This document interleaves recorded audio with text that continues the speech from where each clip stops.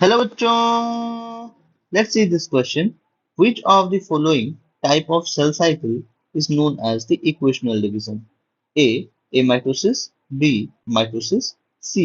Meiosis और D. None of these. इस question में हमें पूछा क्या बच्चों? इस क्वेश्चन में हमें ये पूछ रहा है कि इक्वेशनल डिवीजन हम सेल साइकिल में इक्वेशनल डिवीजन हम किसको कहते हैं? एमाइटोसिस को, माइटोसिस को, मियोसिस को या कुछ भी नहीं। तो इस क्वेश्चन को हम सॉल्व कैसे करें? इस क्वेश्चन को सॉल्व करने के लिए बच्चों हमारे पास एक की कॉन्सेप्ट है।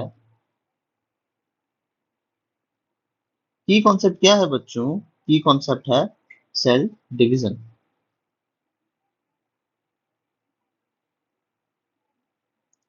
हमें पता है बच्चों, जो सेल साइकिल होता है, सेल साइकिल को हम डिवाइड कर सकते हैं into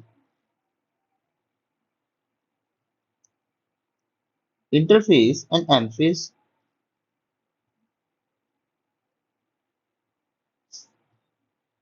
and M phase. M phase जो होता है बच्चों, इंटरफेस क्या होता है? इंटरफेस एक फेज होता है जहाँ पे कि सेल अपने आप को प्रिपेयर करता है फॉर द डिवीजन। और एम फेज क्या होता है बच्चों? एम फेज एक फेज होता है जिसमें कि एक्चुअल सेल डिवीजन अकर। तो एम फेज में जो फेज है बच्चों, इसमें जो सेल डिवीजन हो सकता है वो तीन तरीके से हो सकता है। आइदर ये हो सकता है एज ए माइटोसिस, और ये हो सकता है एज माइटोसिस और मियोसिस। ये डिपेंड करता है ये कौन से जगह पे सेल हो रहा है बच्चों, कौन से लोकेशन में सेल डिवीजन हो रहा है। मींस आइदर वो सोमेटिक, अगर वो एक सोमेटिक सेल है देन उसके साथ होगा माइटोसिस, अगर वो एक जर्म सेल है बच्चों तो वहां होगा मियोसिस। इन सोमेटिक सेल में लिख देता हूँ इधर, और सोमेटिक सेल्स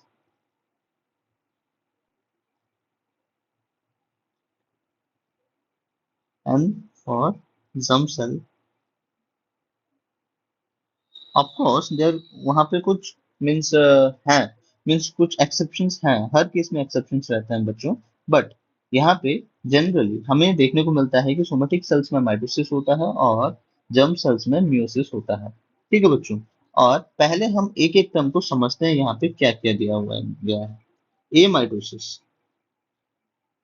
ए माइटोसिस क्या होता है बच्चों? ये एक टाइप ऑफ सेल डिवीजन है जहां पे कि मदर सेल जो होता है वहां पे साइटोप्लाज्म और न्यूक्लियस साइमल्टेनियसली अगर डिवाइड कर जाए तो फॉर्म टू डॉटर सेल्स, तो उसे हम कहते हैं ए माइटोसिस। ये ना तो माइटोसिस होता है बच्चों और ना ही ये म्यूसिस होता है। ये एक different type of cell division है जहां पे क्या होता है, साइटोप्लाज्म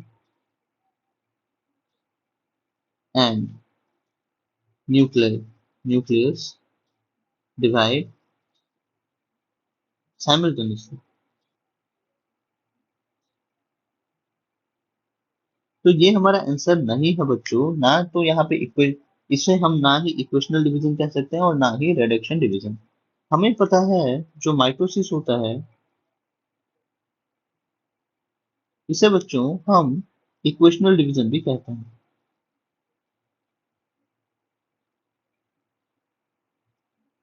इक्वेशनल डिवीजन किसलिए कहते हैं बच्चों?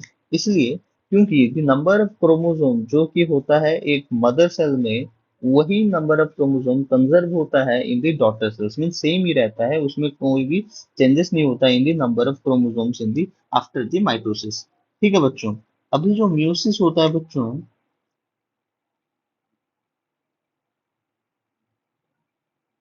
म्यूसिस को बच्चों हम रिडक्शन डिवीजन कहते हैं।